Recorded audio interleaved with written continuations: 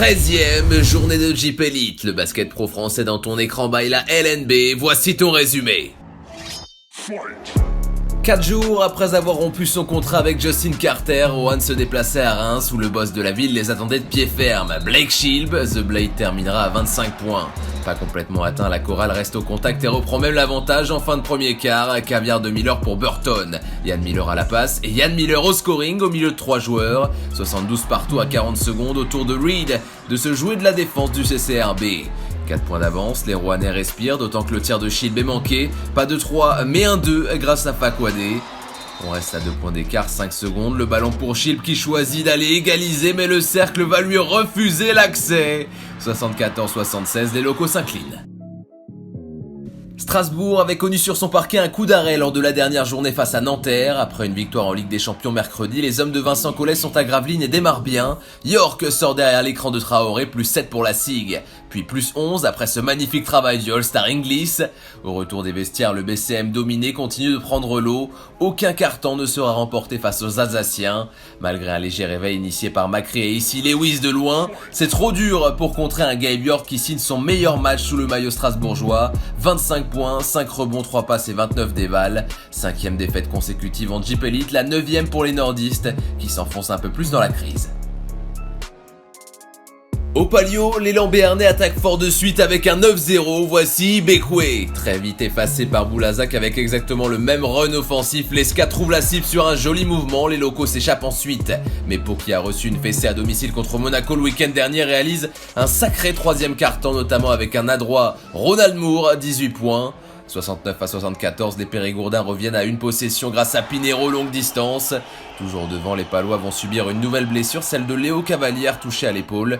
Coup dur, mais il reste fort mentalement à 50 secondes de la fin. Cornélie, toujours aussi chaud, donne 5 points d'avance. Pied sur la ligne, Pau ne pourra être repris. 3e victoire à l'extérieur pour la formation de Laurent Villa.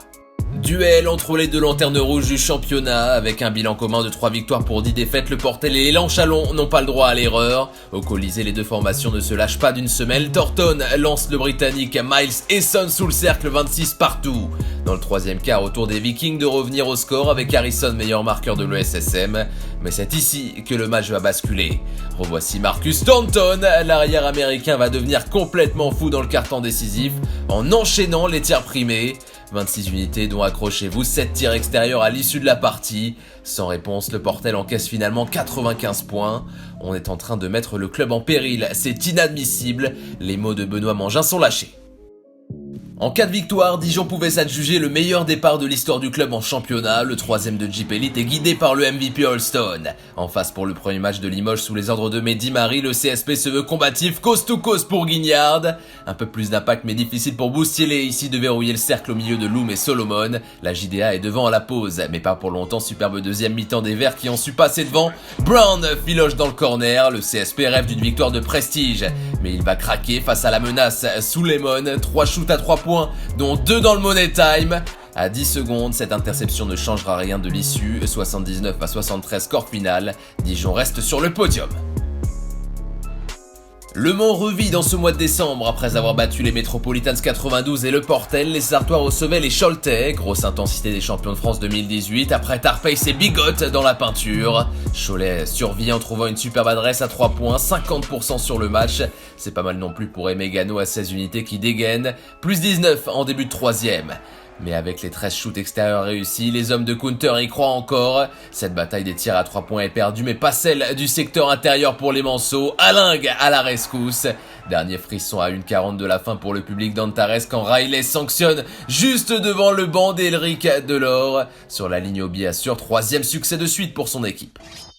Déplacement de Bourg à Nanterre après une grosse claque reçue à la maison par Dijon, c'est celui qui a prolongé cet été jusqu'en 2021. Peacock qui montre le chemin, mais dès le 2e quart, la JSF s'échappe. Nguama se fait la malle.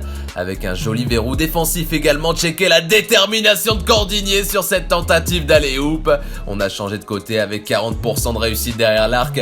Les snipers sont de sortie avec Chéri derrière l'écran. Alors qu'il reste 4 minutes dans le match, la GL revient à 10 points. Passe de Courby pour Pelos, efficace. Insuffisant pour calmer les franciliens qui répondent dès l'action suivante. Cordinier use de la planche au buzzer. Le MVP de la soirée s'appelle Butterfield, 18 points et 5 rebonds. Nanterre enchaîne après son succès à Strasbourg. Depuis la défaite face au Mans, difficile de reconnaître Boulogne-le-Valois ces derniers temps. Totalement maîtrisé dans tous les secteurs du jeu, les hommes de Fotoux ne voient pas le jour chez le vice-champion de France. 7 monégasques passeront la barre des 10 points. Ce sera le cas d'Eric Buchner qui va sortir l'écrou sur Chicoco, poster. Rencontre marquée par le festival d'Ibost, shoot au buzzer du 3e quart, 18 points, 7 passes et 25 dévals pour lui. Les Metropolitans 92 face à la meilleure défense du championnat et ça se voit, passant péniblement les 60 unités dans le carton décisif. Nouveau poster dédicacé par Buchner, cette fois sur une passe lobée. 31 points d'écart à l'arrivée, 3e revers consécutif qui fait mal à une équipe qui avait pourtant réalisé un départ canon. Prochain match contre la JDA Dijon. 2 jours après une superbe victoire contre Milan en Euroleague, l'Asvel retrouvait le championnat de France qu'il domine. Toujours invaincu, le leader voit Orléans offrir une belle résistance à l'Astrobal. Curier trouve Strawberry. Et il faudra à Villeurbanne un Ave Maria de Dio au buzzer pour reprendre un point d'avance à la mi-temps. Un court avantage qui s'accentuera très vite, l'OLB doit désormais courir au score. Le deuxième meilleur marqueur du championnat, Alilovic, enfonce les vieux Jean-Charles au post-op. Le promu est à -9 sur ce tir. Moment trouvé par les locaux pour passer à la deuxième, Cahudi dans le corner, 15 points pour l'homme. Puis le passeur Taylor se fond en scoreur et le match est plié. Le club du président Tony Parker empoche un 14e succès de rang, soit la 3e meilleure série de l'histoire. Un œil sur les résultats de cette 13e journée, 3 succès à l'extérieur, ceux de Roanne, Strasbourg et Pau. L'élan Chalon remporte le match des Lanternes Rouges, Dijon vient à bout de Limoges. Le MSB confirme sa bonne forme contre Cholet, comme Nanterre face à Bourg-en-Bresse. Facile victoire pour Monaco à domicile contre les Metropolitans 92, quand le leader Lyon-Villeurbanne valide un nouveau succès 97-80 contre l'OLB. Ce qui donne au classement un Asvel à 14-0, Monaco reste dauphin, Dijon 3e, Boulogne-le-Valois bloqué à 10 victoires, Bourg-en-Bresse et Cholet avec le même bilan. Plus bas 5 succès et 9 revers, 6 équipes le partagent, de Limoges à Chalon-Reims, Boulazac, l'Élan Chalon et Le Portel sont aux dernières places. Pour la 14e journée de Jeep Elite, l'Asvel et Boulazac avaient déjà joué une rencontre. Bourg-en-Bresse recevra le BCM. Match au chaudron entre Le Portel et Monaco. Roanne, Nanterre, Strasbourg, Chalon-Reims, Orléans, Le Mans et Pau, Chalon-sur-Saône. Samedi 2 matchs, Cholet contre Limoges à la Meilleraie et réception de Dijon 3e chez les Metropolitans 92 4e.